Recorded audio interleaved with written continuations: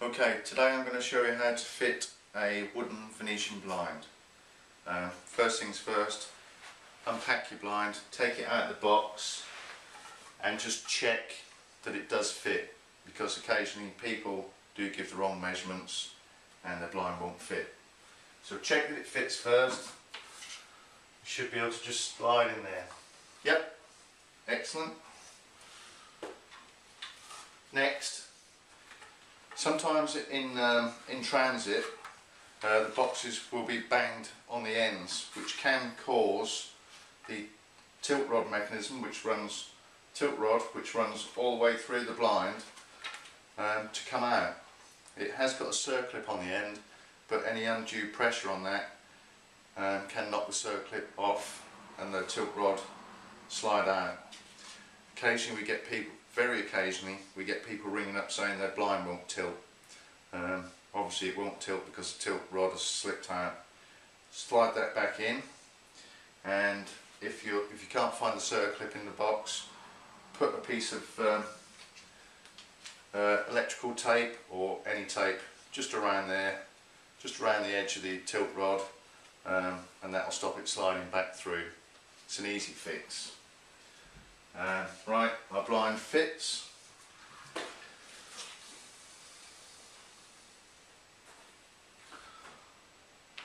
Open your box of brackets. You'll have two end brackets, and depending on the size of the blind, you'll have what I call intermediate brackets. Now, they do officially call them centre support brackets, but there's a reason I call them intermediate brackets. Because they're called centre support brackets, some customers put them straight away in the centre. Now, what this is going to do is, if you look at the blind, normally there's a ladder cord running down the centre of the blind.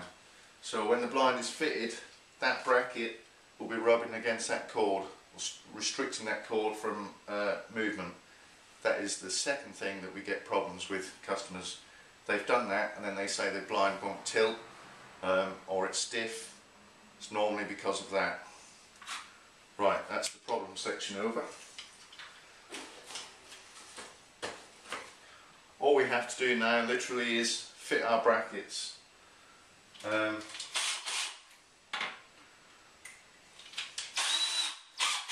rechargeable drill or electric drill, doesn't really matter.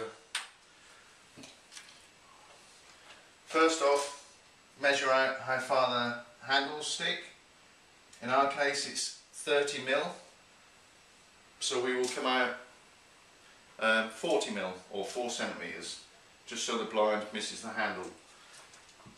We mark on the wall 4 centimeters. Same the other side, 4 centimeters, and the same for the centre support bracket, which in this case will offset to the right hand side. And the reason we do this is because the right hand side is where the raise and lower cord is, so all the weight is always being poured on that side, so it's essential to support that side. If it was a very big blind, the intermediate brackets, you will get probably 3 or 4 depending on the size of the blind. One, always put to the left of the raise and lower cord mechanism, to give extra support there. Then the others at intermediate distances, wherever you feel is right, along the length of the blind. Right, now we've got our bracket positions marked. Hold the bracket up, back of the bracket to the mark you've already put on, and mark where the drill holes need to go. Same the other side, and the same for the intermediate bracket. Some of these I've already drilled just to save time. Drill your holes into the sides of the reveal.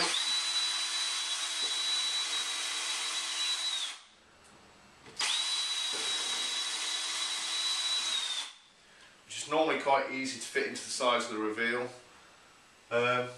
Into the lintel, depending on what lintel you've got.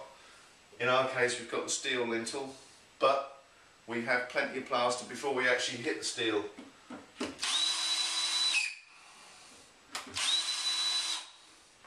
If you didn't have, drill the holes first and then use a high-speed steel bit just to punch a hole into the steel. Then use a self-tapper into the steel.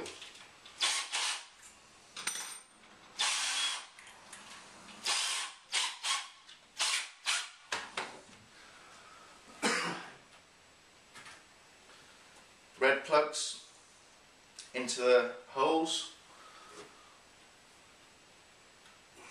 which are already pre-drilled with a 6mm masonry drill bit.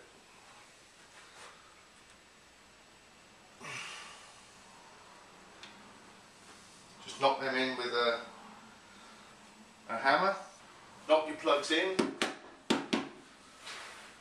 Top ones, side,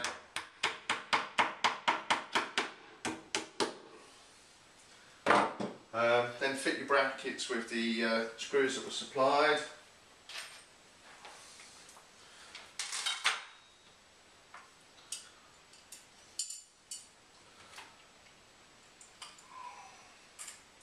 Then simply fit your brackets into the plugs that are already fixed into the walls.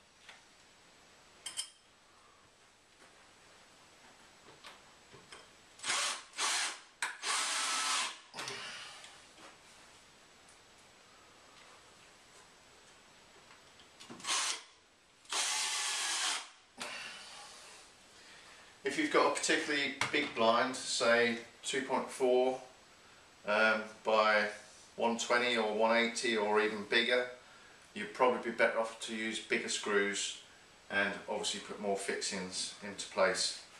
That's it, brackets fitted. Next stage, I always check to make sure the valance fits. Now if you've given recess sizes for your blind will be cut 12mm smaller than the size that you've given. The reason we do this is to give 6mm clearance either side, basically for the blind to fit into the brackets and for it to operate without catching on the reveals. Valance will always be cut to the size that you gave, so it should cover the whole of the recess. Check that that fits first.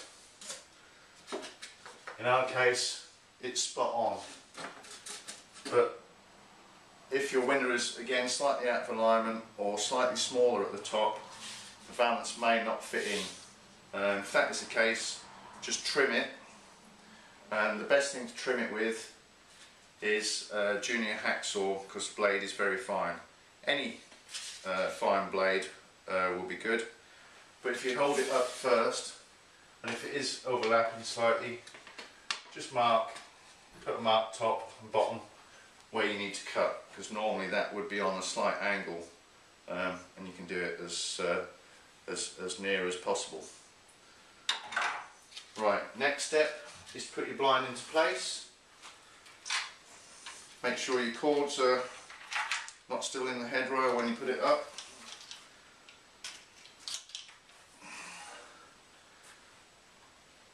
Hold it up, get one end in, and then slide the other end in like that. Clip your brackets closed. Sometimes they don't go together quite that easy, and you might have to persuade them with a tap with a hammer.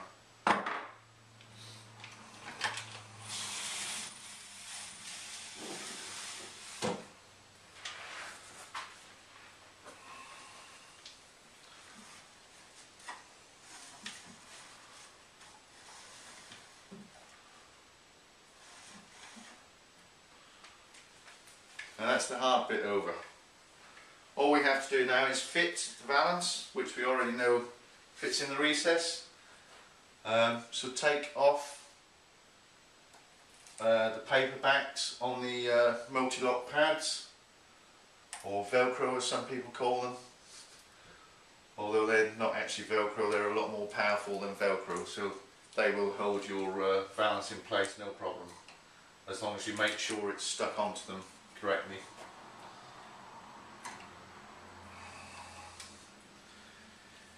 If you did happen to need extra pads, or you've got old blinds and you've taken the valances off and you need new pads to put on there, we can sell you them, so just get in touch and we can sell you a dozen at a time.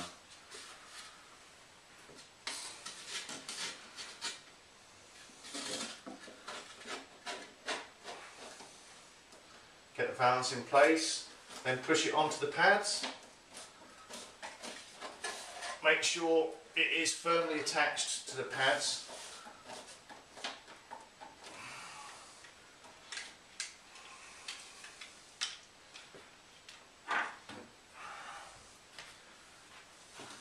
Clear your work area.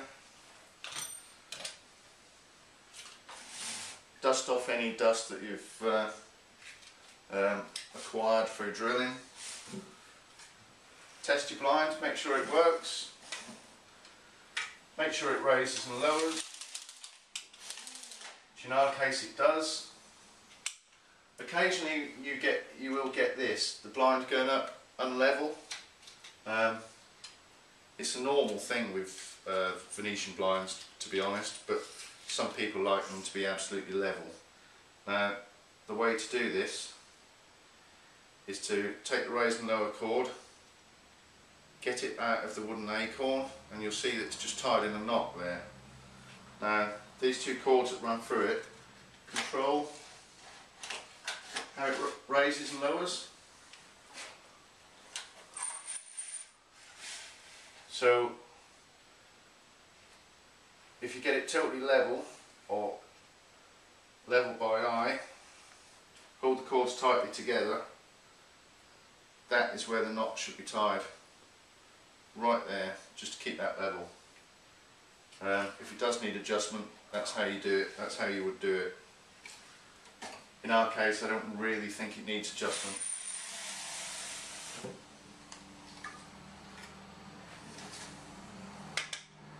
And that's it, how to fit a wood Venetian blind.